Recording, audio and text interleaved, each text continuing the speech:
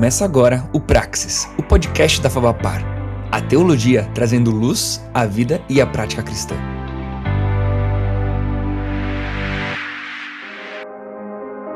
Fala pessoal, sejam muito bem-vindos a mais um dia, nosso terceiro dia do Imersão Praxis. Que alegria ter você aqui com a gente.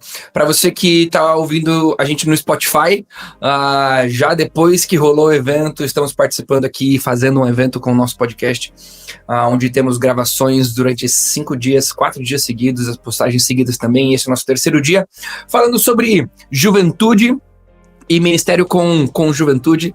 Então tem sido uma alegria, são diversos temas muito legais. Hoje o nosso convidado, a Cláudia Krieger, vai falar um pouquinho sobre... E as mulheres?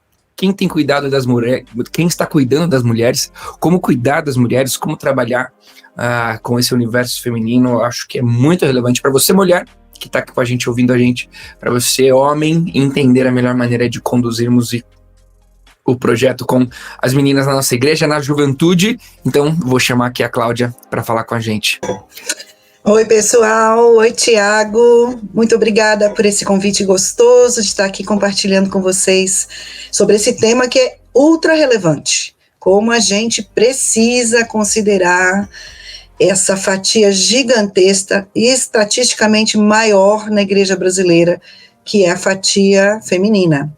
Deus tem projeto para nós, meninas.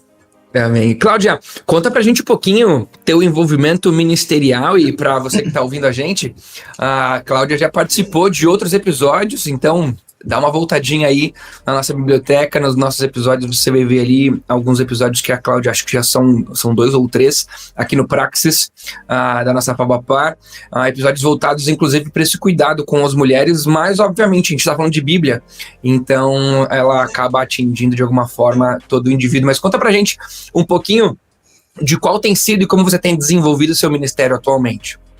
Beleza, Tiago. Bom, eu sou educadora cristã. E nesse universo educacional, a gente percebe que há uma necessidade muito grande, tanto de preparação de material, de criar plataformas voltadas realmente para o despertamento intelectual, para o conhecimento mais aprofundado das Escrituras e dos projetos de Deus. Então, como eu sou mulher e sinto a necessidade pessoal, já fui jovem, já não estou tão jovem agora, estou perto dos 60 anos, mas sou mãe de 2 jovens e avó de uma menininha.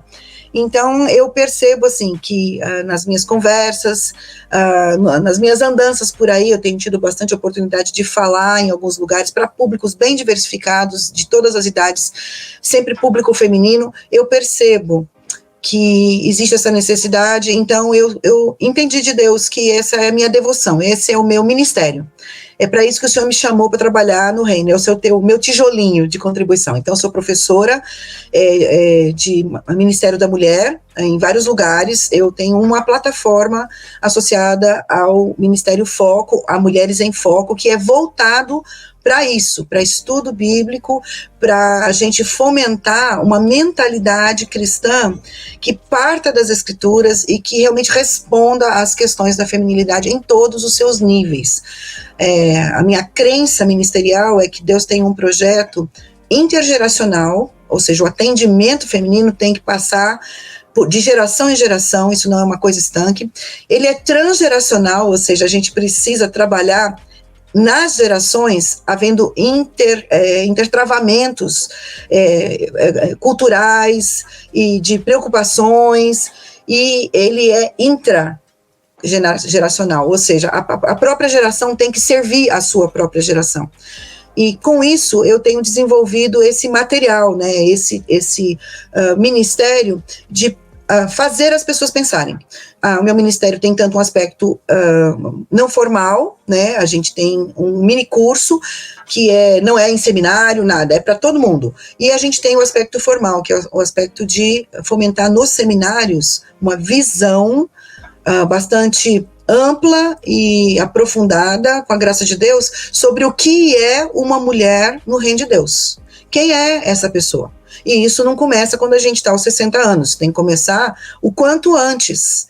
A gente ir estruturando maneiras de pensar e atendimentos que realmente supram as necessidades que são gigantescas e se apresentam cada vez mais potencializadas por causa do mundo em que a gente vive.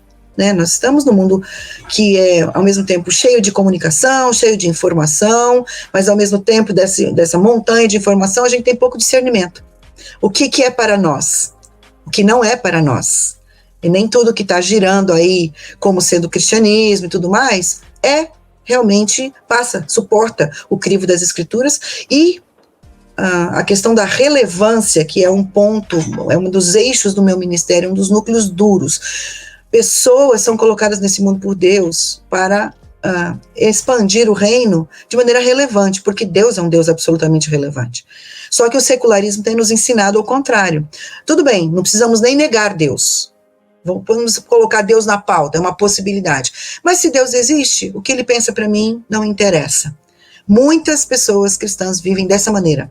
E a gente está tentando resgatar esse entendimento da essencialidade, da compreensão de quem é o nosso Deus e do que ele tem para nós enquanto mulheres de Deus, a partir de uma cosmovisão cristã e de uma percepção, uma autopercepção, uma construção forte da identidade de mulher crente. E isso, quanto antes as igrejas entenderem que é o que as mulheres precisam, a partir das adolescentes, das meninas, né, nós vamos ter uma maior efetividade na nossa proposta ministerial. Então, eu tenho feito isso como o sonho da minha vida. Tenho um mestrado em aconselhamento bíblico que me ajuda a formular isso, e um mestrado em Antigo Testamento que me dá subsídio bíblico bastante sólido, porque isso não é um problema da pós-modernidade, isso é um problema que remonta ao Éden, né, e que foi transferido de geração em geração, e que muitas mulheres simplesmente foram passando por cima sem entender, mas todas as mulheres que tiveram encontros com Deus valiosos ainda na sua juventude foram essencialmente úteis nas mãos de Deus e muito bem resolvidas lá nas Escrituras, né? E agora, Tiago, olha o projeto de terceira idade, que eu acabei de casar minha última jovem, né, no sábado. Eu estou pleiteando um doutorado, já dei entrada, justamente visando a construção de um projeto de ministério para a mulher, que seja amplo o suficiente para a gente ofertar para a igreja brasileira pelo menos um pouquinho de boas ideias e soluções nesse atendimento da mulherada. Que legal. Para você que está ouvindo a gente aí, a Cláudia foi minha professora de hebraico. Então, olha aí, estava lá na minha formação, aí surgiu a Cláudia lá na sala. Foi um tempo muito divertido, a gente tem tido um relacionamento bem legal desde então. E é legal. A Cláudia, já vou entrar no papo, mas a Cláudia é a seguinte: eu não consigo mandar uma mensagem para ela pedindo para gravar, para dar aula, para alguma coisa assim, mas eu tenho que explicar como é que estão meus filhos, minha esposa, meu lar, tenho que explicar tudo, porque ela não vai deixar passar. Essa é a preocupação. Então dá para você entender um pouquinho qual é a preocupação dela com as mulheres, e é por isso que eu convidei ela para estar nesse papo com a gente. Mas já vou te jogar aí para a gente iniciar a nossa conversa de bacia em cima de você, né? A nossa pergunta do tema: quem que cuida das jovens na igreja? Né? A pergunta surgiu por conta do seguinte: em várias igrejas, a gente está falando com um público aqui muito amplo, né? Não necessariamente de uma denominação específica, a denominação batista, mas a gente é comum, e é que talvez não seja o objetivo, se a Cláudia quiser falar a opinião dela, né, ela é bem-vinda e tal, mas é comum e que hajam pastores na igreja, e não mulheres à frente, não pastores e tudo mais, independente da denominação. Enfim, estou dizendo de algo que é comum, tá bom? O que acontece muito, principalmente em denominações ou igrejas, comunidades que não possuem uma denominação, comunidades livres, é aquela intitulação da mulher do pastor como uma pastora.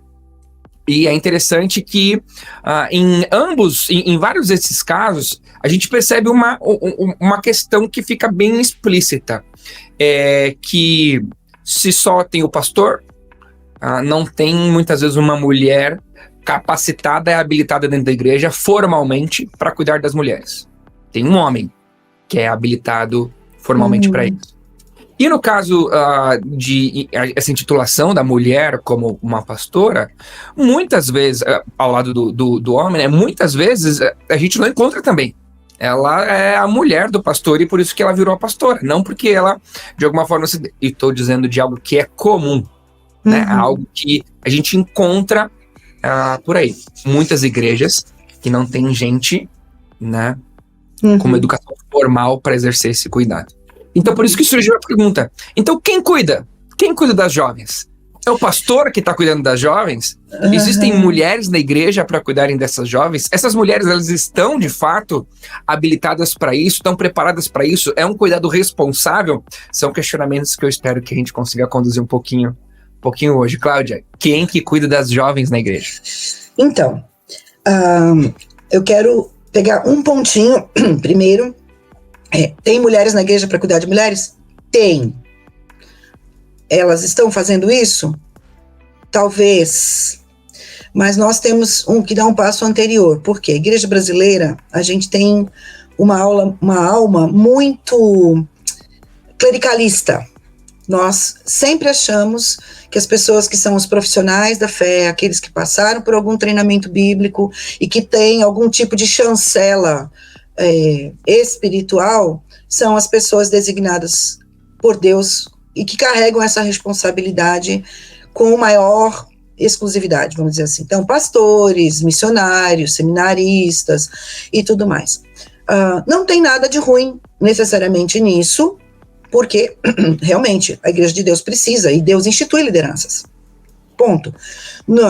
Nos momentos históricos, homens foram pastores e pastorearam homens e mulheres.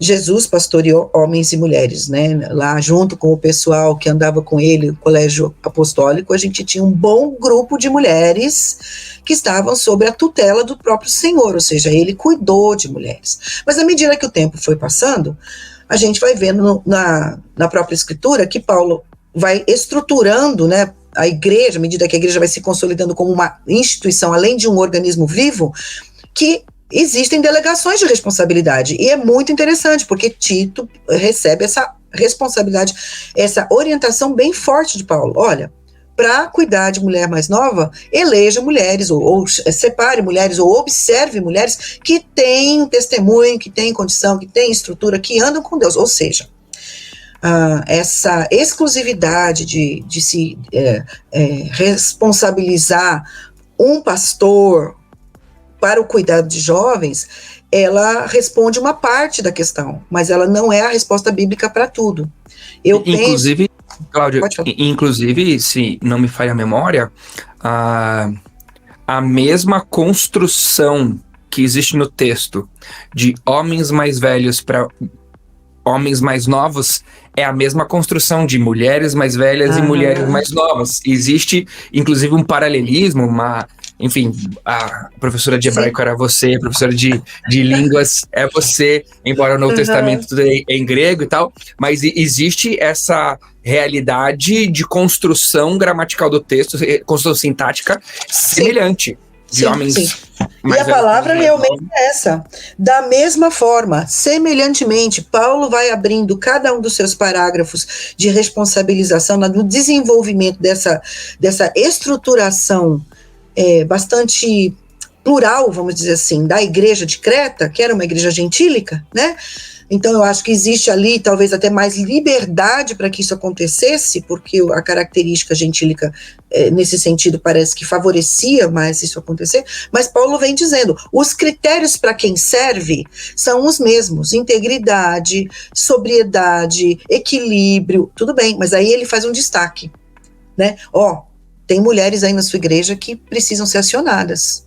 E aqui mulheres mais velhas, né, elas não necessariamente precisam ser mulheres idosas, porque a gente tem sempre aquela história do conflito de gerações, né, do suposto conflito de gerações, mas como uma mulher de muita idade, como eu, quase 60, vou sentar com uma garotinha de 13 e vou entender a cabecinha dela, mas essa pressuposição parece que não existe.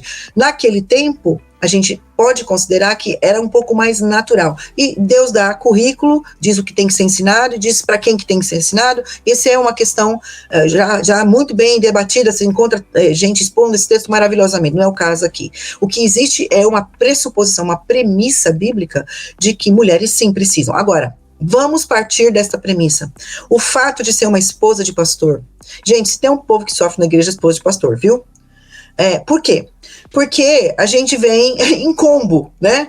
A gente compra um e leva dois. O pastor, ele é acionado por Deus para levar um ministério, mas a mulher, ela vai como parceira deste homem. Só que os dons espirituais dessa moça, muitas vezes, não são os dons que a igreja entende que ela deveria ter. E acaba sendo colocado sobre ela uma responsabilidade para a qual ela muitas vezes não está preparada e muitas vezes ela não se sente confortável por fazer. Mas o que eu penso? Eu penso que nós podemos ajudar, uma vez que há uma necessidade, a passar a visão para essas mulheres, não só de pastores, mas de presbíteros, de diáconos. Você não precisa ter nome, você não precisa dar cargo, você não precisa ir lá e ratificar o ofício, mas você pode fazer um desafio saudável para que essas mulheres se encaixem nesse projeto de Tito. Por quê? Porque esse trabalho transversal, né, de discipulado, de cuidado das mulheres, ele já nos foi dado. Nós precisamos só entender como a gente capacita, porque a capacitação não é automática. A sua vivência de mulher te dá muito subsídio, mulher. Dá. Você anda com Deus, né? Mas há coisas que nós precisamos afinar, que nós precisamos refilar. Por quê? Porque nós lidamos hoje com um momento histórico que pode não ter sido o seu. E nós também vivemos com realidades que são múltiplas dentro do próprio corpo. Necessidades que são enormes, né? Estudando um pouquinho para dar uma aula justamente sobre isso ontem, porque eu estava falando para as meninas do seminário, a necessidade da gente fazer uma leitura cultural interessante. Tem um livro do Darrell Bock que é sensacional. O livro se chama Inteligência Cultural. E a tese do livro é: toda pessoa, para poder trafegar bem e para poder servir bem a Deus, precisa fazer uma leitura da cultura e das realidades de maneira correta, uma leitura acurada. Então, esse negócio de falar assim, mas eu já fui para o seminário, já tenho condição de dar um estudo bíblico. Excelente, mas não é tudo. Por quê? Nós percebemos até na própria dinâmica do Novo Testamento e um pouco do Antigo Testamento também, que havia uma preocupação sempre de quem chegava numa igreja para falar alguma coisa ou escrever uma carta, detectar quais eram as questões e oferecer respostas viáveis, soluções. Então, nós mulheres precisamos entender que sim, Deus nos chama para sermos os seus instrumentos para alcançar as novas gerações, mas isso não pode ser feito de qualquer jeito. E as igrejas muitas vezes oferecem estrutura para isso. A gente tem um grupo de jovens, a gente vai contratar um pastor para os jovens, nós vamos fazer uma sala de jovens, aí pinta de branco, pinta de preto, bota puff, faz som, faz isso, achando que isso em si já vai ser suficiente. Não é. Não é. Então, eu penso, Tiago, que nós temos um exército de mulheres que não necessariamente são as esposas de pastor, que não precisam carregar esse fardo sozinha, essa responsabilidade, que ao contrário de ser um fardo, pode se tornar um super ministério, uma bênção, mas nós precisamos equipar essas mulheres, a gente precisa ajudar a se compreenderem primeiro no ambiente onde estão, fazerem uma leitura correta das pessoas com quem elas convivem. E se a gente pensar que alguns ambientes ministeriais, agora eu quero levar um pouquinho a coisa para a coisa mais formal, tem pastores que passam 2 anos, a média de alguns líderes em igreja é de 2 anos. O que você constrói de relacionamento em 2 anos? Se você considerar que nós mulheres somos essencialmente relacionais, porque essa é uma das formas que a gente reflete bem a Imago Dei. Deus nos faz capacitadas para criar conexões. É muito natural para nós fazermos isso, mas isso demanda tempo, isso demanda condições de que isso aconteça. Então, se a gente pensar que em 2 anos a pessoa vai mudar, que tipo de influência essa mulher pode criar? Por quê? A nossa geração de hoje, ela exige aproximação. A menina pós-moderna, essas meninas que hoje estão aí atrás das telas e que automaticamente a gente já acha que elas não querem estar muito próximas, porque até aquela ideia de um multiverso, né, de uma realidade que contempla você criar um personagem, um avatar, a gente acha que por isso elas não querem estar próximas de nós. E não é isso. É uma geração, já estou entrando um pouquinho agora, Tiago, na minha leitura, né, e daquilo que eu tenho recolhido de material. É uma geração que lida bem com um looping, por exemplo.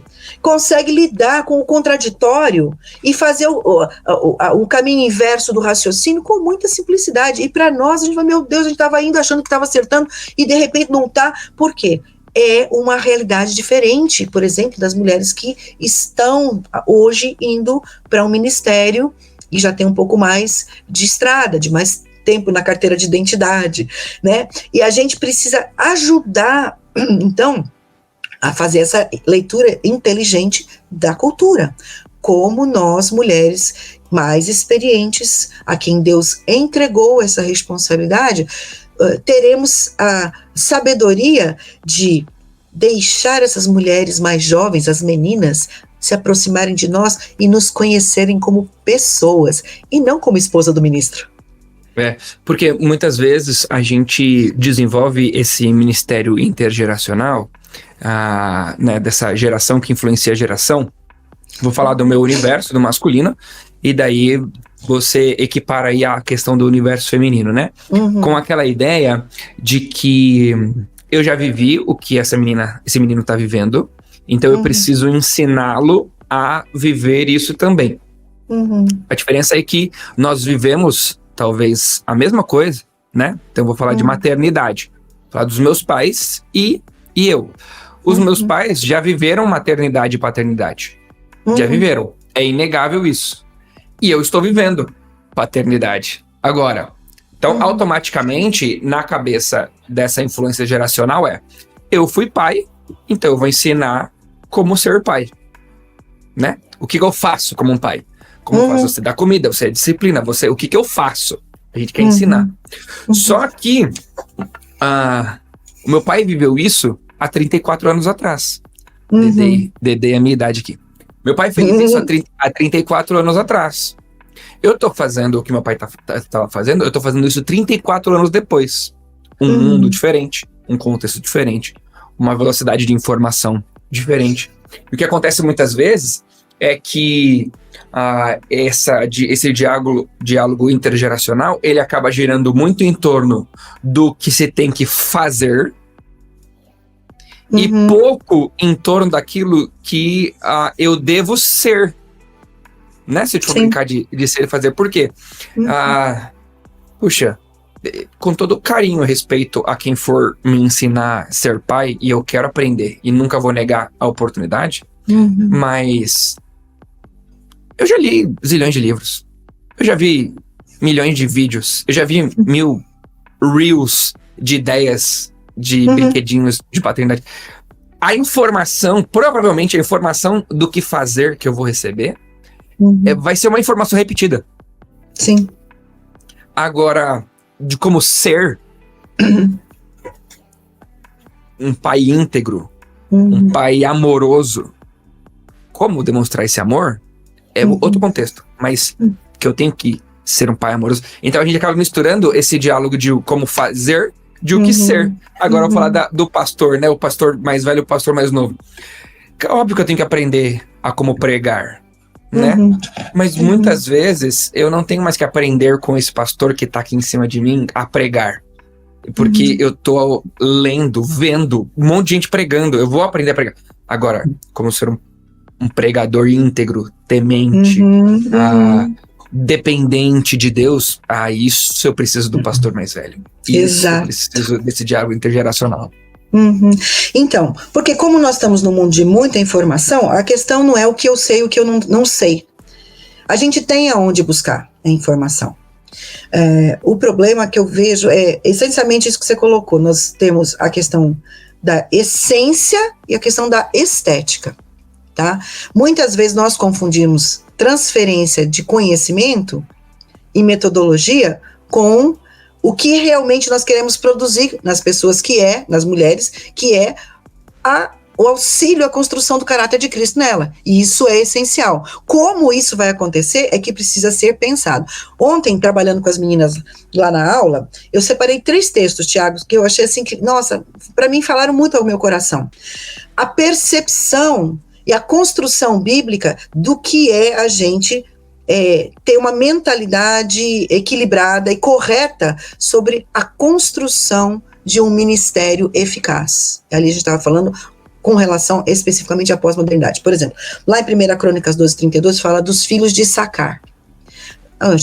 Davi estava lá reunindo seus exércitos, gente pra caramba, e de repente ele diz o seguinte: 200 chefes com seus parentes, todos eles entendiam bem os acontecimentos daquele tempo e sabiam qual era o melhor caminho para Israel. A gente está falando de 1.500 anos antes de Cristo, 3.500 anos distantes daqui, e os caras já tinham o tino, a sabedoria de fazer uma leitura de realidade. Como é que a questão que vai ser resolvida ali de unificação da nação pode correr por uma via melhor, ou seja, preocupação metodológica. Eu tenho que entender o que está acontecendo para poder responder bem.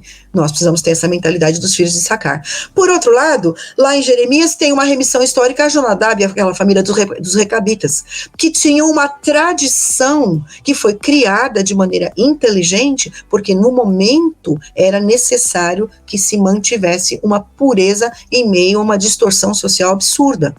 Jonadab tinha ordenado à sua família que evitasse de beber.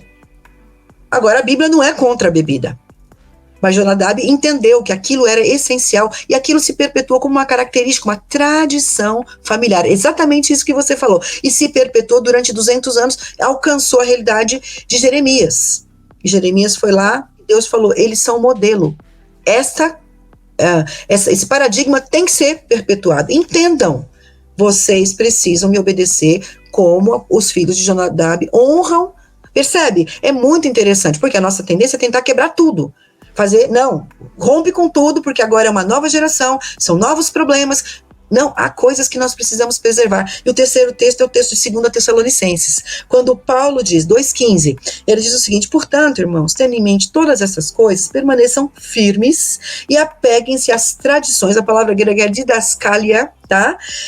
Que lhes transmitimos, seja pessoalmente, seja por carta. Ou seja, há coisas que são legados que nós recebemos. A grande falha da igreja é quando a gente não sabe determinar o que precisa ser alterado, a coisa estética, porque não se fez uma leitura correta da realidade, e a gente acaba trocando o que não pode ser trocado, negociando valores que são inegociáveis, que são as tradições que nos foram legadas, e perdendo paradigmas positivos de outras gerações que mantiveram-se fiéis ao Senhor. A combinação desses textos, para mim, ela é generosa, ela é maravilhosa. Por quê? Nós, como mulheres, precisamos entender o que tem aí de carência. Qual é? Porque nós, Tiago, nós como Ezer Knegedot, nós somos chamadas a sermos mulheres que respondem a necessidades. O maior legado que uma mulher pode dar às jovens hoje é ensiná-las a entender o propósito de Deus para a vida delas. Deixa eu ver. Tem muita mulher perdida. O problema é que quem não sabe o seu propósito, como é que vai sinalizar para outras pessoas? Porque tem muita mulher debatendo ainda questões que já são vencidas, que já são datadas. Querendo discutir se usa saia aqui, saia lá, se pinta o cabelo, se não sei o quê. Bobagem, superfície. E a gente acaba achando que discipular as mais jovens é ensiná-las a serem como nós somos. E não estabelecer um padrão que muitas vezes não, né? A maioria das vezes não é o de Cristo. Não, e discipular é colocar uma forma e encaixar a mulher dentro daquela forma. Exato. Que, né, para uma mulher é muito mais, é uma forma com muito mais curvas. E não eu tô falando uma relação do corpo da mulher, né? Não, mas falando assim, tem muitos espaços, como se a forma masculina que num discipulado alguém tem que já era uma forma mais retinha. né? Cabe aí, vai. Agora, a forma feminina tende a ser uma forma com muito mais detalhes, com muito mais exigências, né? E a gente acaba, de alguma forma, criando mulheres dentro da igreja que não estão glorificando a Deus, mas estão criando problemas dentro da relação. E a gente atribui isso a... Obviamente, quando alguém dá um problema, é porque aquele alguém pecou, pronto, acabou. Mas a gente percebe que a gente está incentivando as dificuldades serem ainda mais acentuadas. Exato. Quando a gente impõe algo que nem tão pouco a Bíblia estava impondo, né? Exato. E essa sabedoria tem a ver com o que a gente acabou de falar. Porque quando a gente entende que para uma mulher, uma jovem, ser uma mulher de Deus, ela tem que ser assim, a gente está fugindo absolutamente do critério bíblico. Nós temos que conhecer como Deus lida com as mulheres na Bíblia, porque é assim que a gente tem que encarar as mulheres na igreja. E no mundo, nós não temos uma mulher na Bíblia. Essa é a mulher. Tipo, a Amélia é a mulher de verdade. Eu pergunto pra você, que Amélia? A Amélia de Ataúfo, que acordava às 6 horas da manhã e fazia todo dia tudo sempre igual? Ou a Amélia Earhart, que foi a primeira mulher americana a atravessar o Oceano Atlântico num monomotor? Uma mulher que rompeu absolutamente. Tiago, nós temos paradigmas maravilhosos de mulheres. E a Bíblia não aprisiona, ela liberta. A gente só fala em liberdade verdadeira quando a gente vai para as Escrituras. O problema é que a gente se apega à estética. E a gente quer dizer que uma mulher crente, uma jovem crente, ela tem que ser assim. Então a gente está discutindo coisas que não fecham com a realidade delas. Entendeu? Olhando um pouquinho para a teologia bíblica, né? A gente pega as mulheres da Bíblia e tenta fazer das mulheres de hoje como as mulheres da Bíblia, mas a gente esquece que as histórias que estão na Bíblia não são sobre as mulheres da Bíblia, mas são sobre o Deus das mulheres que estavam na Bíblia. Então, e aí Deus pega essas mulheres em seja como Davi, o Davi que governou bem Israel ou o Davi que caiu com Betseba. Então, não, seja como o Deus de Davi. O Deus de Davi. E é muito interessante por quê? Porque essa coisa da gente buscar paradigmas, né, buscar modelos, que é uma das coisas que nós temos carência. Tá? As meninas pós-modernas, elas querem se aproximar de nós porque elas não têm paradigmas de santidade que respondam às suas questões. Elas precisam aprender visualmente. Nós somos uma cultura imagética. Nós somos uma cultura agora de sensibilidade. Nós não somos a cultura de senta aí que eu vou te dar um estudo bíblico. Mas para a gente poder encarnar, vamos dizer assim, o que Deus quer que a gente transmita para essas mulheres mais jovens, nós precisamos ter conhecimento bíblico, nós precisamos saber o que Deus diz. Que é um exemplo maravilhoso disso que você acabou de falar? Pensa numa mulher que jamais seria um paradigma. Ruth. A mulher é estrangeira, de uma religião totalmente pagã, num contexto absolutamente proscrito da realidade de Israel, mas ela se aproxima do Senhor e Deus a usa para resgatar quem? A israelita. É um caso de vetor invertido. Em vez da mulher que tinha o conhecimento de Deus e era mais velha abençoar, quem abençoou foi a mais nova, que teoricamente não tinha condição nenhuma. Esse é o nosso Deus. Mas a gente não enxerga assim. A gente quer dizer para a menina que ela tem que pensar como nós pensamos, ela tem que se enxergar como nós a vemos, porque existe sim um modelo. Nós somos mulheres, nós temos espaços, e Deus é tão criativo, Tiago, tão criativo, que nós temos uma individualidade abençoada para abençoar. Então, enquanto mulheres que vão trabalhar com mulheres mais jovens, né, nós precisamos entender e conhecer essas meninas enquanto pessoas, enquanto indivíduos. Não é do pacote. Mas as programações, elas são feitas de maneira massiva, né? A gente quer atingir, mas essas não são as programações transformadoras. As programações transformadoras são aquelas em que a gente se aproxima do indivíduo, em que a gente cria pontes relacionais e a gente dá espaço para essas meninas se mostrarem realmente quem são, O que elas têm para contribuir, porque Deus constrói uma história na vida dessas meninas para que elas se tornem úteis nas mãos dele. Para todas nós, Jesus falou lá em João 15, o desejo de Jesus é que a gente produza muito fruto, ou seja, toda mulher de Deus tem que ser mulher de alta performance. Não significa que ela vai estar num lugar de proeminência, todas nós vamos estar numa plataforma de muita visibilidade, mas Deus quer que aonde nós estejamos, nós entendamos que ele nos coloca para sermos mulheres de alta performance. Muito fruto. Tem muita menina crente que não sabe como frutificar, porque ela ainda não entendeu o andar com Jesus. Cabe a nós ajudarmos essas meninas a fazermos um projeto de autoentendimento, de autocompreensão. Meninas que lutam com autoimagem, porque elas acham que tem um perfil de mulher crente e ela não se encaixa. Eu não me encaixo. Por quê? Porque tem gente que acha que a mulher crente é aquela que fala baixinho, que tem uma opinião mais ou menos sobre as coisas, que ela olha para a vida de maneira, deixa a vida me levar, porque tudo é vontade de Deus, olha passiva. Meu Deus, se eu tiver que ser assim, não sirvo. Mas o Deus que nos cria com individualidade e que tem projeto para nosso jeitão de ser, ele quer que a gente vá buscar essa menina e entenda toda a construção dela. Porque ele quer que ela frutifique e seja muito produtiva naquilo que ele adotou, com aquilo que ele a constituiu. Então, falta esse treinamento anterior para nós mulheres que estamos nos propondo a servir essa nova geração, na compreensão dessa menina que está aí. Como que ela chega na igreja? Com que marcas? Gente, é uma geração que chega com muitas questões. Nós nunca tivemos tanto suicídio entre crentes como nós temos agora, Tiago. E, mas é por suicidou porque não é crente. Duvido. Há mulheres que têm questões no seu mundo interior, que lidam com passados terríveis, com abuso, que lidam com temores que muitas vezes para nós são pequenos. Isso aí tiro de letra, mas para ela é uma coisa grandiosa. Tem uma magnitude que afeta a sua vontade de viver de uma tal maneira que ela precisa sobreviver todos os dias. Como que a gente faz essa leitura se a gente não se aproxima? E não adianta a gente... mas eu prego sobre isso.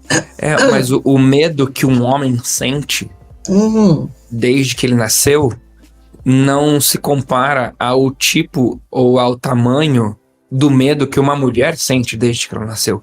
Os medos são diferentes, as pressões são diferentes. As coisas nos afetam. As vulnerabilidades são diferentes. Então não adianta você pregar sobre medo na igreja com uma profundidade onde vai ter uma mulher olhando para você, homem pregando, e ela vai estar dizendo para você assim, tudo bem, mas você não sabe o que eu tô passando. Você mas não faz então, ideia do que eu tô sentindo. Eu acho assim que existe uma medida em que isso é verdade, tá? Ela não é totalmente a verdade, porque não fecha toda a questão, por quê? Porque a maioria dos pregadores que antes atingiram eram homens, né, especialmente os escritores do Novo Testamento, não tem nenhuma mulher escrevendo, e a mensagem atinge porque a mensagem em si é relevante e poderosa. Agora, o instrumento sensibilizado, a conexão que existe entre o mundo feminino, entre as nossas parceiras, ela é valiosíssima. Tanto é que Deus diz, vão lá e encostem nas mais jovens.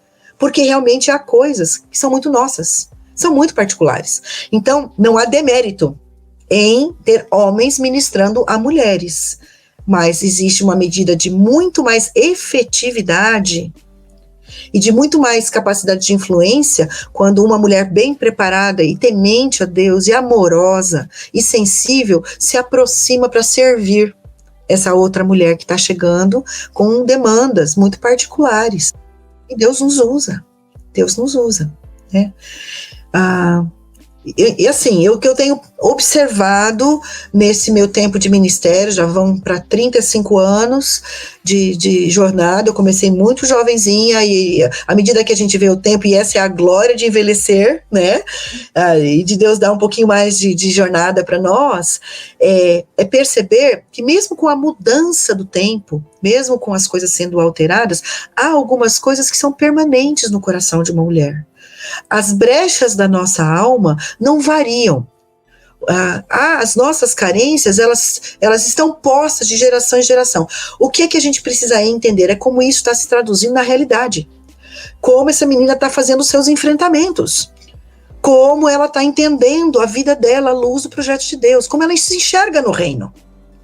Então, por isso a gente precisa ter uma visão mais ampla de reino do que a igreja. A igreja é uma parte do reino. Quando você falar sobre isso, de essa visão da mulher no reino, me veio agora o seguinte, tô até olhando para o meu próprio exemplo, para as circunstâncias de ensino com relação a mulheres que eu já vivi. Quando a gente vai falar sobre mulher, é muito, mas muito, muito comum a gente falar do papel da mulher depois do matrimônio. Parece que a mulher ela só ganha propósito de existência após o matrimônio. Porque aí tem que falar aí vamos falar de submissão, de auxiliadora, vamos falar de cuidado familiar, filhos e tudo mais. E parece que antes de uma mulher casar, parece que a Bíblia não tratou o propósito dela. E quando nós estamos falando assim, quem que cuida das jovens, a gente está falando sobre muitas vezes, na maioria esmagadora das vezes, quando falamos de jovens, né, jovem, adolescente, estamos falando de meninas e de mulheres que não estão casadas. E quantas vezes, olha, eu vou talvez achar nos dedos, quantas vezes nós ensinamos na igreja sobre o papel, a função, o privilégio de ser mulher antes do casamento. Né? Antes. Porque a gente tem um defeito genético. A gente já nasce numa igreja que vem defeituosa, no sentido de tudo é voltado, como a ideia de Deus é um ajuntamento, o povo de Deus a criação de Deus é múltipla, nós tendemos a valorizar os ambientes e os contextos em que a multiplicidade acontece e esquecemos do indivíduo. Então, o que eu digo com relação a isso, Tiago? Ninguém pode se casar bem se não for um bom solteiro. Se o solteiro ou a solteira, não está resolvida na sua individualidade, se ela não compreendeu que a questão da submissão não é relacionada ao casamento, ela é relacionada ao Senhor. Toda mulher, ela é submissa, ponto. Nós temos essa palavra como se fosse uma coisa sequestrada, né? Horrível. Porque a ideia de alguém submissa, na cultura que tem a alma de Roma, a cultura do poder, você estar submissa a alguém, você ser inferior a esta pessoa. Mas se a gente... Subjugada, né? Subjugada. E a gente resiste a isso, porque nós somos uma cultura de liberdade, nós queremos ser livres, nós queremos ser autônomos, nós queremos transcender. Todas essas coisas foram nos dadas por Deus de maneira legítima. Mas a gente esquece que a cultura da submissão, ela está ligada diretamente à nossa relação com Deus. Então, mesmo a mulher solteira, ela é submissa. A questão é a quem ela se submete. Se ela não aprende a se submeter a Deus com relação ao projeto de Deus, de estar ou não casada, ela já tem um problema de estrutura na sua vida. Porque ela vai estar sempre achando que ela é uma parte de algo que não aconteceu. Por isso a gente tem muitos problemas. A contrapartida é que a igreja muitas vezes trata uma pessoa solteira como uma pessoa incompleta. Como se ela não fosse um ser humano integrado, integral, holístico. Não tem um lugar na Bíblia que diga isso. Mas toda mulher é chamada para ser auxiliadora, casada ou não, porque Deus é auxiliador. Nós refletimos a imagem de Deus como auxiliadora, porque Deus é o nosso socorro. Somos chamadas para sermos atendentes, instrumentos na mão de Deus para suprir necessidades. Isso independe. No casamento, essa mulher serve ao marido em primeiro lugar, mas toda mulher é chamada para ser auxiliadora. A gente está aí nesse mundo para isso. Toda mulher é chamada para representar a imagem de Deus como uma mulher que é compassiva, que é a mão do céu, o coração de Deus traduzido nas mãos que servem. Como diz lá em Oséias. Oséias, Deus apresenta como alguém que ama de útero.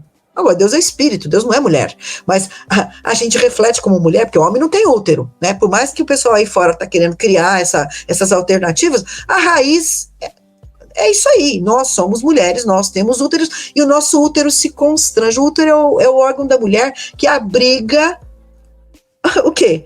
Um bebezinho. A gente ama de útero, né? Solteira ou casada. Se a gente aprende a ser uma mulher compassiva, a gente vai ser boa esposa, e a gente, não sendo esposa, a gente vai ser boa serva de Deus, tendo compaixão das pessoas. E toda mulher é chamada para ser valorosa, Eshet Ha'il. Essa mulher está num contexto teológico e bíblico de casamento. Ela é apresentada ali numa poesia, mas eu quero dizer para você que a mulher que foi chamada Eshet Ha'il, a única, além da mulher virtuosa de Provérbios 31, foi a própria Ruth, e ela não estava casada.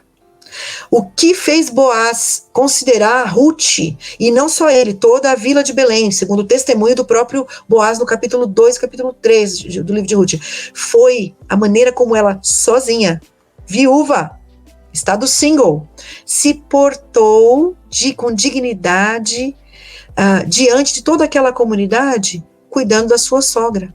Ela não estava casada, ela estava só. Então, percebe, Tiago, que a gente cria mitos evangélicos e a gente transfere isso para a realidade das igrejas. Eu conheci um contexto em que mulheres solteiras só podiam servir na cozinha ou no berçário. Elas não tinham autoridade para ensinar, elas não tinham autoridade para discipular, porque aquele povo entendia, ou aquela liderança, ou seja lá, a pessoa que bateu o bumbo naquela igreja, entendia que aquela mulher não era capacitada, porque ela não era casada. Onde está escrito isso na Bíblia? A gente tem exemplo de mulheres casadas que serviram muito bem. Priscila de Roma, eu vou dar um curso agora a partir de setembro falando sobre ela, as características daquela mulher que encarna de maneira maravilhosa uma mulher que é capaz de lidar com uma vida completamente envolvida no ministério e que foi útil nas mãos de Deus, sofrendo um monte de coisa. Mas fala também de Febe. Ali não diz que tem um marido.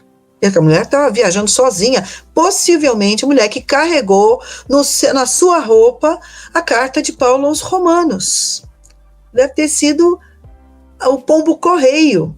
Uma mulher solteira. Ou pelo menos, aparentemente, não tinha um casamento. Ou há casamento sem filhos. Então nós mitificamos alguma coisa. E a menina pós-moderna, ao mesmo tempo que ela quer um relacionamento sólido e ela precisa ser orientada para se tornar a mulher que Deus quer que ela seja. Se você chegar a se casar, e isso não começa no casamento, isso começa ensinando essa menina como ela namora, como ela procura um parceiro, que valores ela deve desenvolver como ser humano para poder encontrar um homem valoroso lá do outro lado, como ela consegue medir se um rapaz corresponde ao projeto de Deus para a vida dela, porque isso também é outro mito, Tiago. Mulher não tem chamado. A gente está lá na prateleira da vida, esperando um maravilhoso chegar e dizer para nós quem nós seremos. Ai. Eu sei que vai ter muita gente brava comigo porque eu estou falando isso, mas eu acredito sim que mulheres têm chamados específicos. E mulheres casadas têm chamado.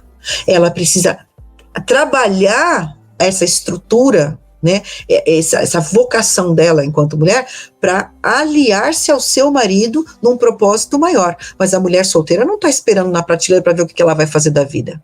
Ela precisa descobrir isso antes. Quem é que vai ajudá-la? Nós. Nós é que vamos nos aproximar. Nós é que vamos conversar com ela. Nós é que vamos fazer um projeto que eu amo fazer, que chama Linha da Vida, que é um projeto de auxílio, de reconhecimento dos trabalhos da graça de Deus na construção na vida de uma mulher. A sua história, as suas decisões, aquilo que Deus permitiu que ela conhecesse, as suas experiências positivas, as suas experiências negativas. A gente vai fazendo um levantamento do repertório divino que Deus legou a essa mulher para ela chegar a ser quem Ele quer que ela seja, solteira ou casada. Porque solteira ou casada nós temos história. Então, quando a gente vai para um ministério feminino e diz para a menina assim, você tem que se preparar para se tornar uma mulher casada, nós estamos fazendo um crime. Sim, ela tem que se preparar para possivelmente ser uma mulher casada. Mas ser mulher casada é um momento de realidade, da realidade de uma mulher crente. Porque ela já é mulher lá no começo da vida dela. E Deus quer usá-la em todos os momentos da sua vida. Ela não precisa esperar para ver o que vai acontecer. Ela já está no reino. Ela já é serva de Deus no reino. E ela tem as suas mãos cheias de coisas que o Senhor legou. Que muitas vezes ela fica esperando sem saber o que fazer com aquilo. Quem é que vai ajudar essa menina, essa jovem, a colocar a cabecinha dela em ordem? E sim entender no grande projeto do reino de Deus, na grande história da salvação, que vem sendo construída desde a eternidade, em que, nesse momento histórico, ela se encaixa. Se a gente vai esperar casar para ser alguém, eu sinto muito. Há muita mulher que jamais deveria ter casado. Porque depois que casou, viveu uma vida miserável. Porque não se preparou para não se casar e se atirou numa relação. Ah, mas Deus é soberano. Sim, mas nós não somos livres de nos enganar. Porque muitas vezes tomamos decisões que são importadas pelo pensamento de outros.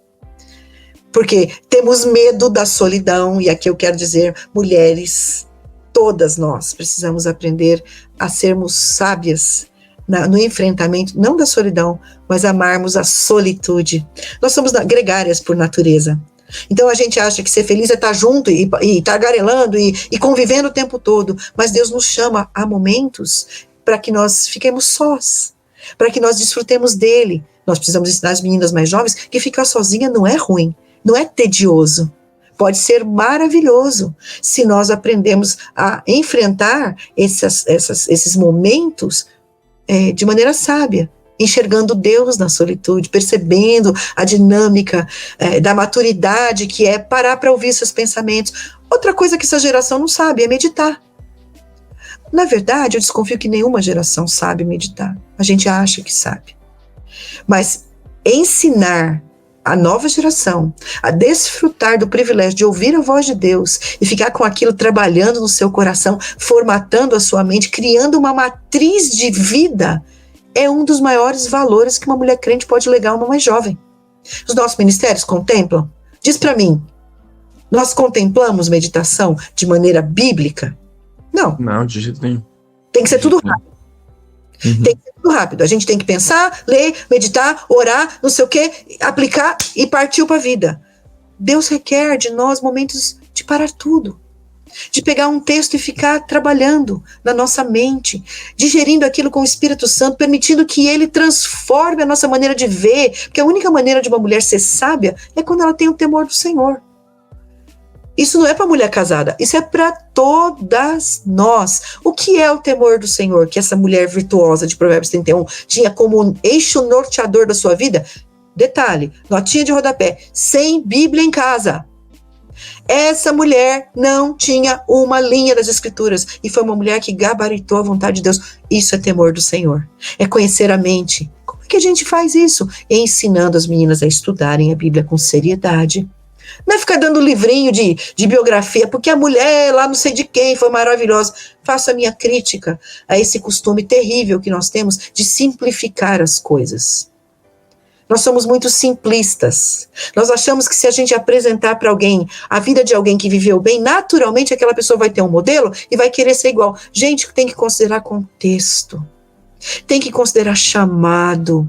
Tem que considerar a estrutura que aquelas mulheres que já viveram e que sim servem em certa medida de modelo para nós. Mas isso tudo não é automaticamente aplicável. Porque senão nós vamos criar mulheres cheias de grilo na cabeça.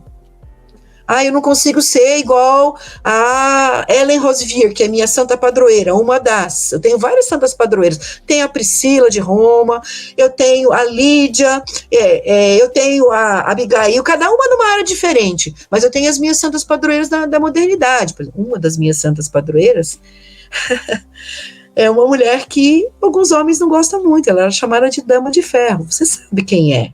A primeira-ministra da Inglaterra. Eu sou fã da Golda Meir. Acho ela uma mulher forte, mas a mulher não era crente. Ou seja, há paradigmas de mulheres que são desejáveis, porque essas mulheres conseguiram concretizar projetos, e elas se modelam. Mas eu não posso querer ser a Golda Meir e nem dizer para ninguém que a única mulher que é boa é a mulher que faz o que a Golda Meir fez, primeira-ministra de Israel. Então, você percebe, Tiago, que a gente vai criando um monte de mito evangélico, e aí quando as coisas não dão certo, a gente tem que mandar para o gabinete pastoral ou para terapia, porque as meninas piram. Nós queremos impor coisas que Deus não está impondo, e negociamos aquilo que Deus não negocia, a questão dos valores de Deus. Então, eu acho muito valioso nosso debate aqui, na nossa ponderação, ajudar que os seminários, que as igrejas estabeleçam projetos de treinamento para quem vai lidar com as mulheres mais jovens. Isso tem que vir de maneira em efeito cascata. Então, isso foi uma das coisas que eu me propus a fazer aqui na minha igreja local, onde eu trabalho com o Ministério Feminino. Nós temos uma liderança de mulheres e eu faço parte do time de professoras de escola dominical. Ao fomentar alguns temas, nós trabalhamos pecados intocáveis, o que aconteceu? A mulherada começou a ficar encucada, porque elas perceberam que o cristianismo muitas vezes estava calcado em faça, não faça.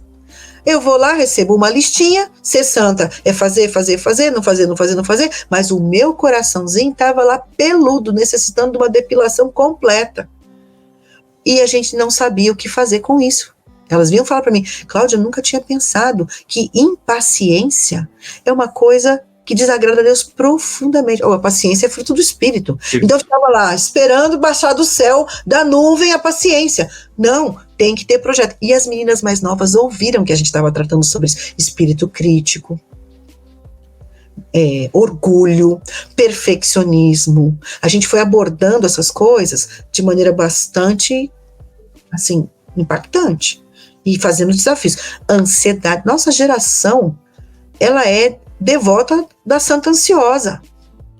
Nós queremos ter todas as respostas e nós não temos e ficamos ansiosas. E a gente foi debatendo isso e foi muito interessante, porque qual foi a necessidade que surgiu? E lembra que Deus quer que sejamos pessoas que suprem, como mulheres de Deus, suprem necessidades. Nós somos auxiliadoras. A necessidade de aparecerem mulheres que discipulassem, porque as mais jovens começaram. Como que a gente aprende isso? Quem que pode nos ajudar a olhar para a nossa vida e ver aquilo que nós não estamos enxergando? Aí, graças de Deus, a liderança da igreja entendeu ser valioso que eu criasse um mini curso para as mulheres mais velhas aprenderem a discipular as mais novas. Nós achamos que para a gente ter exercido uma influência boa, a pessoa tem que se tornar como a gente. Essa é a ideia. Essa é uma falsa ideia. Por quê? Porque Cristo nunca despersonalizou os seus discípulos, mas ele os conformou à imagem dele. As arestas eram aparadas, mas eles, em essência e no projeto de Deus, cada um seguiu o seu projeto. Então, quando a gente fala de discipulado, e é esse o meu cuidado quando eu ajudo as minhas discipulandas, vamos dizer assim, né, as mulheres que estão, a força de tarefa que a gente criou na igreja, o que a gente dá, assim, de primeira, olha, nós não vamos nos transformar em clones umas das outras. Nós não queremos mini Cláudias na igreja, basta uma, Deus me livre. Mas nós queremos chegar com essas mulheres e fazê-las entender que Deus as quer tornar a sua versão trabalhada à imagem de Cristo. Então, o que acontece? Essa aproximação não é para a gente se expor e falar, seja como eu. As áreas em que Deus está trabalhando na minha vida, eu posso falar, olha, a minha experiência foi assim, assim, assim. E aí, a gente olha para a experiência daquela menina, a gente olha para a realidade dela e percebe a fragilidade, a gente percebe o que ela precisa ser dentro da realidade dela.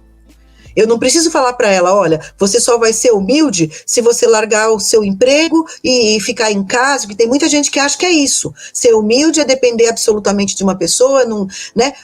Tem muita mulher em casa que é extremamente arrogante, tem muita gente no mercado de trabalho que é extremamente humilde, que se sujeita a muita coisa. Esses paradigmas, esses absolutos, eles são falsos absolutos, eles não são bíblicos, mas nós precisamos trabalhar com princípios. E levar, outra coisa, a discipuladora não toma decisão por discipulanda.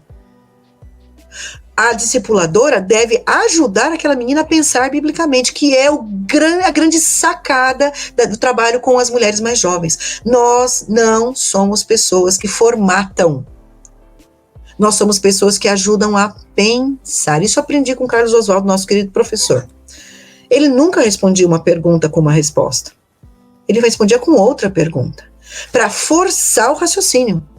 Então, quando alguém vem nos perguntar alguma coisa, uma menina vem nos perguntar, a gente tem que ter a sabedoria de não fazer o que a gente quer que ela faça, Por mais que a gente seja bem intencionado, a gente pode estar redondamente equivocado. Pode não ser o projeto de Deus, mas nós temos que ter a sabedoria de apresentar o projeto de Deus para ela. Olha, o que o Senhor fala na palavra sobre essa questão? Vamos bater um papo aqui. Como é que isso se ajusta à sua realidade? Em que medida as decisões que você tomou se alinham ou não? Mas eu não sei o que fazer. Então vamos porque é maravilhoso, nesses momentos há sempre um espaço gigante da parte de Deus para que a gente exerça a fé na direção do Espírito Santo do Senhor, que vai lá, porque não é um processo de transmissão de cultura cristã, nem de conhecimento cristão, mas é uma dinâmica entre nós e o Espírito do Senhor, e a palavra é usada pelo Espírito, e a gente pode confiar que o que nós vamos transmitir ali, sendo fiéis nas Escrituras, o Senhor vai implementar e ajudar aquela menina a entender não o que a gente quer dizer, mas o que ele quer falar com ela. Ou seja, é uma dinâmica que ao mesmo tempo a gente aproxima e traz para uma relação de intimidade, mas que ao mesmo tempo a gente empurra essa menina para Deus. Olha, vai lá, espera no Senhor, vamos ver o que Deus tem para te dizer com relação a isso, mas você precisa conversar com ele. Então, assim, é uma dinâmica de aproxima e empurra, aproxima, porque nós não queremos ninguém com bola de ferro, e esse é o grande problema do evangelho brasileiro. Eu faço aqui uma denúncia, e faço com o coração quebrantado, mas na onda, surfando na onda do Kevin Van Hooser, num livro que se chama Discipulado para a Glória de Deus. Ele diz que um dos papéis da igreja é fazer a leitura da cultura e denunciar os seus problemas. E essa cultura não é só a cultura exterior, nós precisamos denunciar os problemas internos nossos, porque tem muito crente doente na igreja porque não sabe ser autônomo, é ensinado a depender de um guru. A gente acha que pra gente não conhece as Escrituras. Exato, aí a nossa querida rede colabora num certo sentido, porque o que tem de gente vivendo de caixinha de internet, de caixinha de Instagram, é uma grandeza, Tiago. Eu acho um valor. Eu tenho amigas que têm caixinhas. Eu ainda resisto a fazer isso. Porque o meu medo é a gente acabar virando, tipo assim, Urim e Tumim. Lembra desse negócio lá no Antigo Testamento? O povo não tinha acesso direto a Deus. Estava lá, colete sacerdotal. A pessoa precisava ter uma dúvida, ela ia até o sacerdote. Eu não sei como é que funcionava aquilo ali, mas uma das duas pedras sinalizava a vontade de Deus. As caixinhas hoje estão funcionando como Urim e Tumim.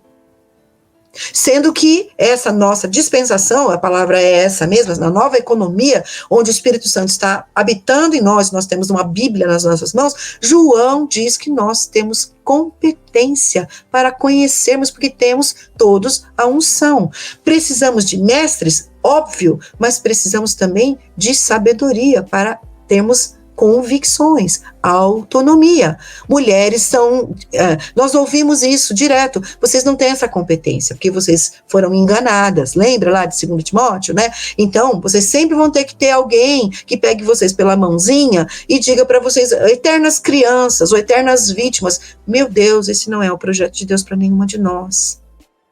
Então, nós precisamos ensinar as meninas a desenvolverem uma santa autonomia. Ao mesmo tempo que a gente cria vínculo de conhecimento e de relacionamento, a gente vai dando para elas, igual a gente ensina filho a andar. Você quer que seus filhos para sempre sejam dependentes de você para carregá-lo no colo? Quando é que você carrega seu filho no colo? Quando ele está cansado, quando ele está manhosinho, mas um bom pai fala, meu filho vai andar. Meu filho vai aprender a andar de bicicleta sem rodinha. É isso que falta nas igrejas. Nós somos tentados a criar gente dependente, porque aí justificamos nosso ministério. Não é isso que Deus tem para nós. Meninas que estão ouvindo, procurem discipuladoras, procurem mulheres que ensinem vocês a pensar. E a pensar biblicamente. E a terem coragem de fazerem perguntas. Outra coisa que a gente é ensinada, que gente que questiona, gente que não tem fé. Aonde está isso na Bíblia? Mulheres inteligentes fazem perguntas inteligentes. Questões legítimas precisam ser trazidas, precisam ser colocadas. Essa é a nossa pauta enquanto mulheres de Deus que ajudam as mais novas. Nós queremos ouvir as suas questões. Porque nós não queremos ficar fazendo estudo bíblico que não responda. porque senão não justifica. E aí as atividades da igreja ficam esvaziadas, porque a gente manda aí para um grupo de jovens que está debatendo coisas que não estão mais dentro da pauta, né? Ficam circulando. Nós queremos objetividade. Essa geração quer objetividade.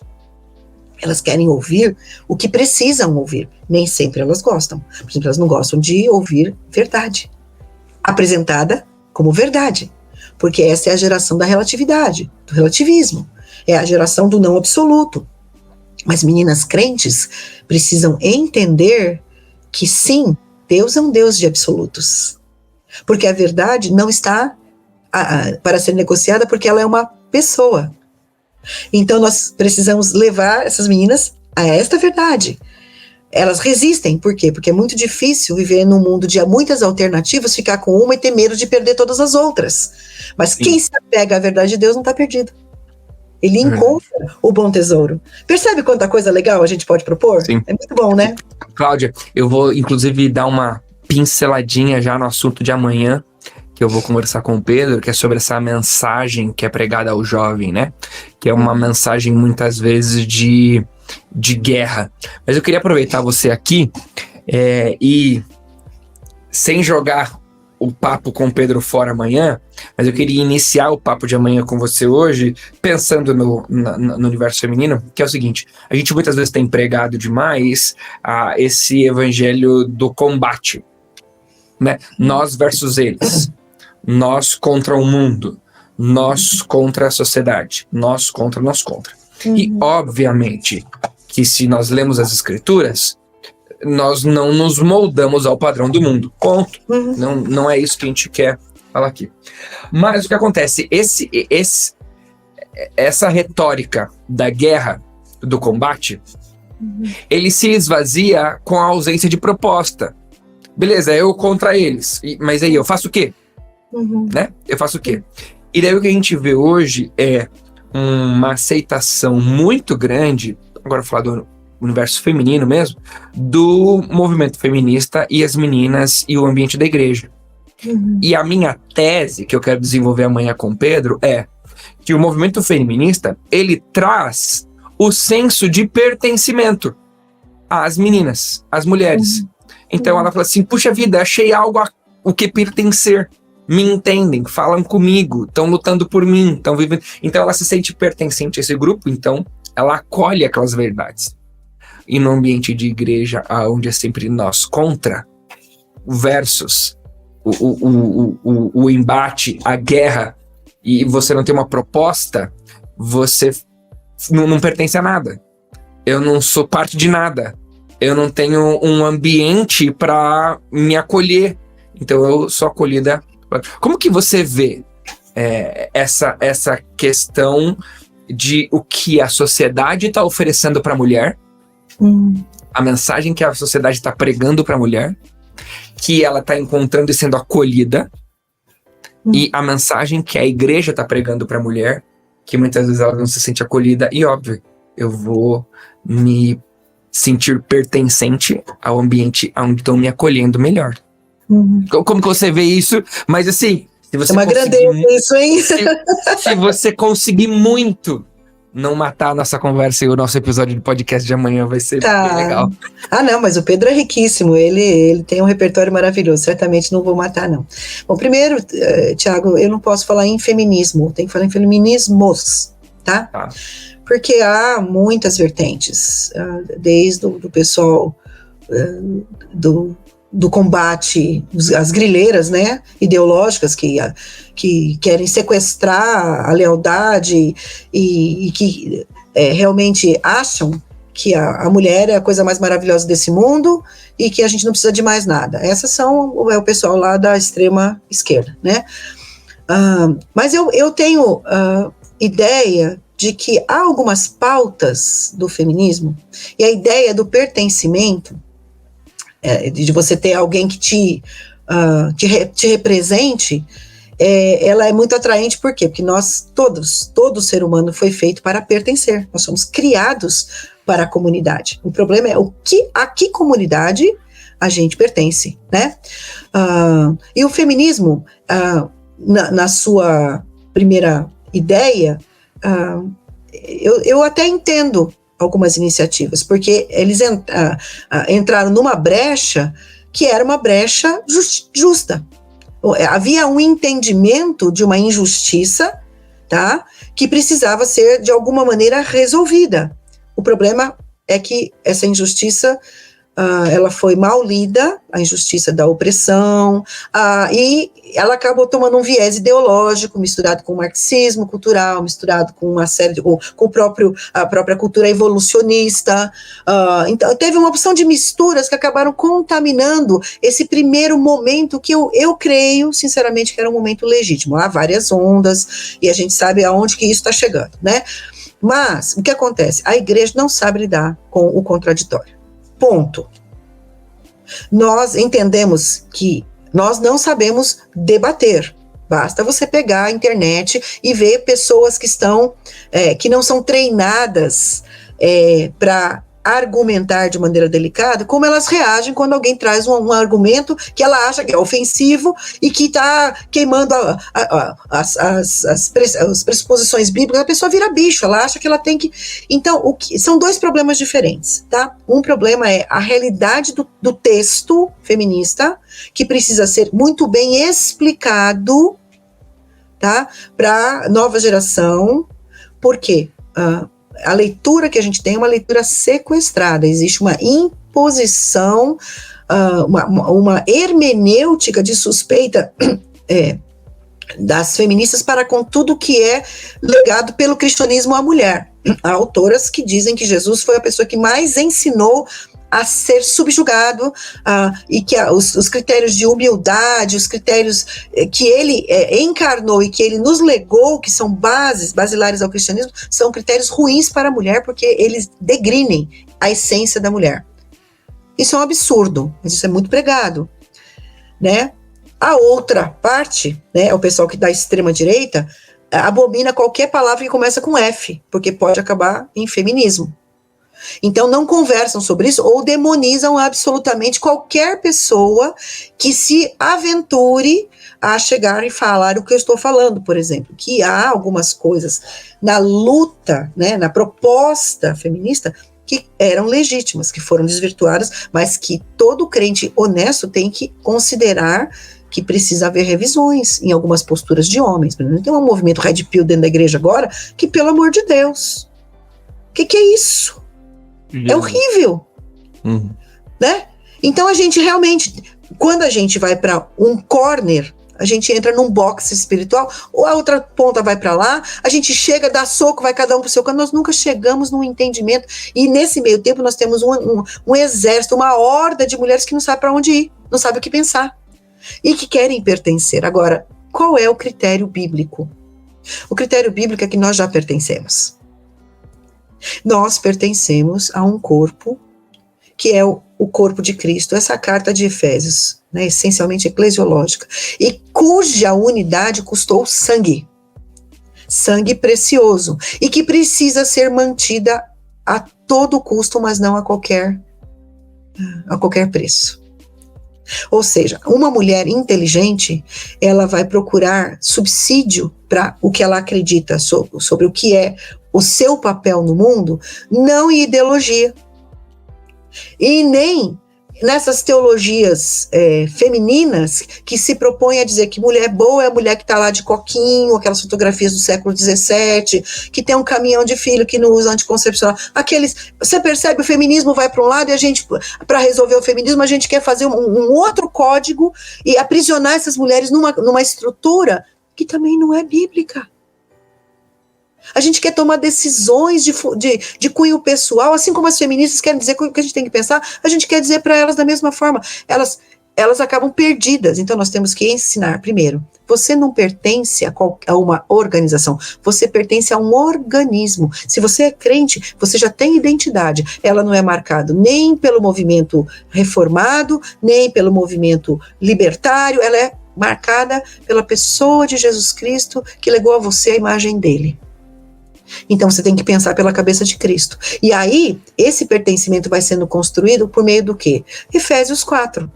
Quando a gente está inserido num corpo em que a liderança se preocupa em instruir cada um dos membros, reconhecer, e aí as meninas estão dentro desse corpo, reconhecer seus dons, reconhecer suas possibilidades, ensiná-la a pensar, dizer-lhe a verdade em amor, fazer correções para que essa pessoa inserida, pertencendo àquele corpo, e aqui é corpo local, porque Paulo está escrevendo a uma igreja que tinha endereço, né, que era possível saber quem fazia parte e aonde se reunia, essas pessoas possam operar e contribuir, que é a grande vantagem do pertencimento, de maneira sensata, à medida que vai conhecer mais de Cristo. Eu não sei se eu estou respondendo muito bem o que você está falando, o que você me perguntou, Tiago, mas o que eu quero dizer é o seguinte: o sequestro ideológico, ele mata essa possibilidade de uma moça ser utilizada por Deus no corpo a quem ela já pertence, no corpo de Cristo. A ideologia diz que para ela chegar a ser alguém, ela precisa transcender, ela precisa romper,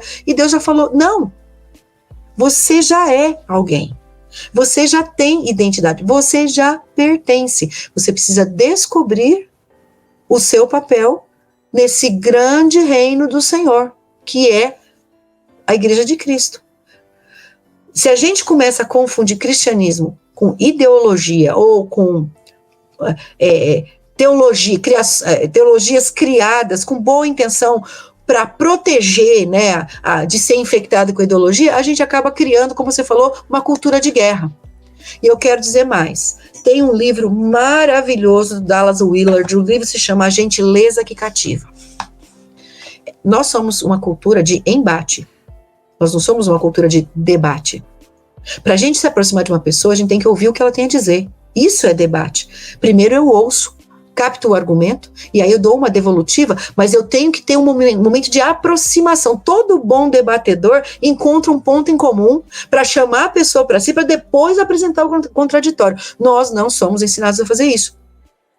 Nós somos ensinados a tentar, somos tentadas a brigar o tempo todo para ganhar o argumento.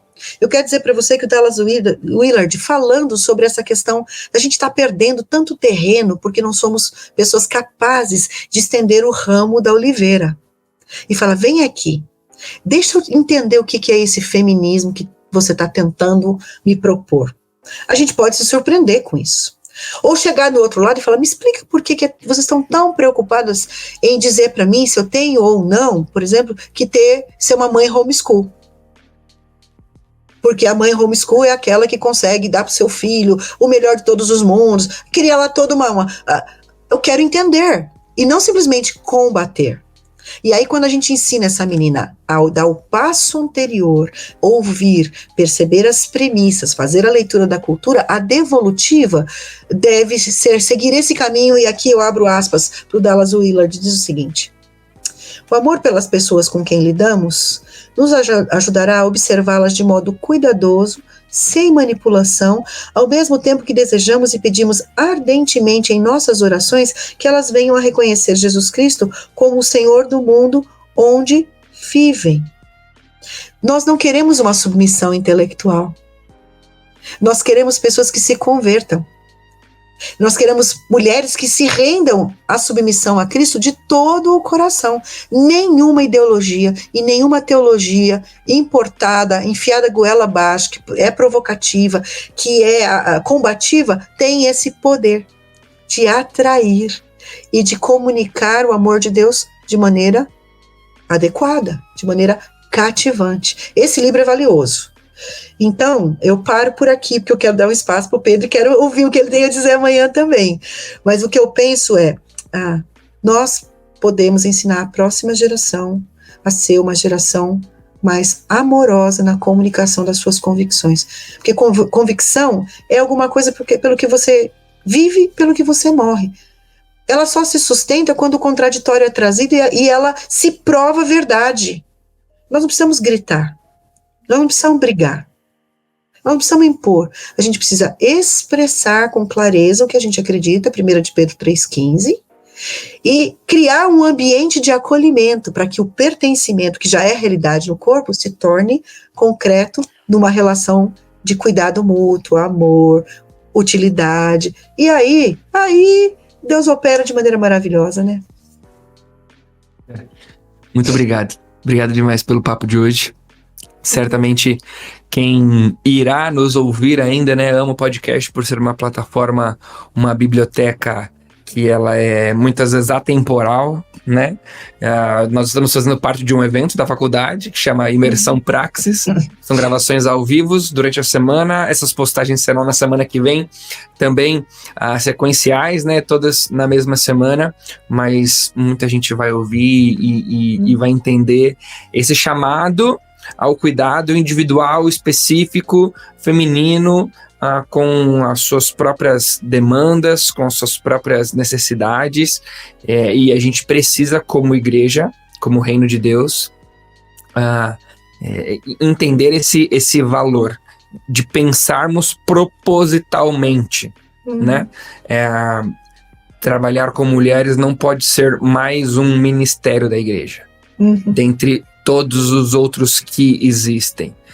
Precisamos pensar na melhor maneira de como nós cuidamos dos homens, como nós cuidamos das mulheres, como nós cuidamos dos jovens, das crianças, pensarmos a melhor maneira de pastorearmos e de cuidarmos dessas pessoas. Então, muito obrigado pelo tempo aqui, foi encorajador, como é sempre para mim. Eu aprendo muito, mais uma vez com você, e todo mundo que vai ter acesso a esse conteúdo, vai aprender pra caramba também. Obrigado mesmo. Amém. Obrigada, Tiago, pelo convite, obrigada, Fabapar, por estender essa possibilidade. E o meu desejo é que, pelo menos, a gente seja levado a pensar um pouquinho, que as nossas fronteiras, né, as nossas barreiras, aquilo que se levanta no nosso coração, resistindo, possa dar espaço para uma abertura para se considerar esses raciocínios, e o Senhor haverá de nos esclarecer naquilo que a gente precisa. Eu estou sempre ao seu dispor, Tiago, é um prazer sempre para mim estar com você, e eu desejo que Deus abençoe muito todos que tiverem acesso a esse momento de bate-papo que nós tivemos aqui.